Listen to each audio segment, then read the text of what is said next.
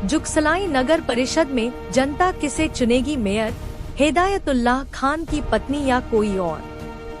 झारखंड में निकाय चुनाव के शंखनाद के बाद जुगसलाई नगर परिषद में 44 साल बाद होने वाले नगर निकाय चुनाव के लिए कई चेहरे मेयर बनने की लालसा लिए नए नए वादों के सहारे अपने इरादों की डुगडुगी बजाते मैदानों में नजर आ रहे हैं।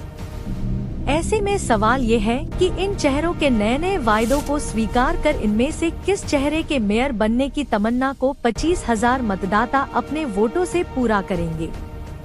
या फिर जनता इन चेहरों के गुजरे दौर को सिलेबस मानकर इस निकाय चुनाव में कड़ा इम्तिहान लेते हुए अपनी वोट से चोट देना चाहेगी। बात जुगसलाई नगर परिषद के मेयर प्रत्याशियों में सबसे चर्चित चेहरा नौशीन खान की, जो राज्य के अल्पसंख्यक आयोग के चेयरमैन हिदायतुल्लाह खान की पत्नी है। पत्नी को प्रत्याशी बनाने के लिए किए गए ऐलान के दौरान स्थानीयों को संबोधित करते हुए उन्होंने कहा कि सबके मांग पर हमने हमारी अहलिया को, नौशीन खान को चेयरमैन के पद के लिए चुनाव में उतारा है।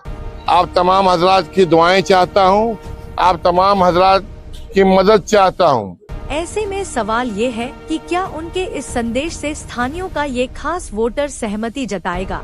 या फिर ये वोटर अल्पसंख्यक आयोग के चेयरमैन हिदायत खान के अब तक के कार्यकाल की समीक्षा करने के बाद वोट देने का इरादा करेगा या फिर मुंह फेर लेगा। सवाल ये भी उठता है कि क्या जनता उनके अल्पसंख्यक आयोग के अध्यक्ष बनने के बाद 2 दशकों के दौर की समीक्षा करेगी।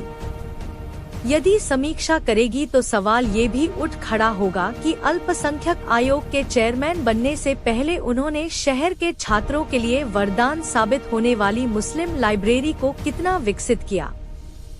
यदि मुस्लिम लाइब्रेरी विकसित नहीं हुई तो हिदायतुल्लाह खान का लाइब्रेरी का सदर बनने का क्या लाभ हुआ।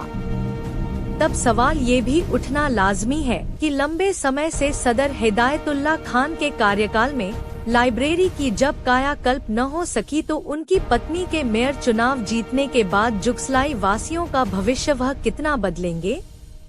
या फिर खंडहर खस्ता हाल मुस्लिम लाइब्रेरी की तरह जुगसलाई को वक्त बदलने का इंतजार करना होगा।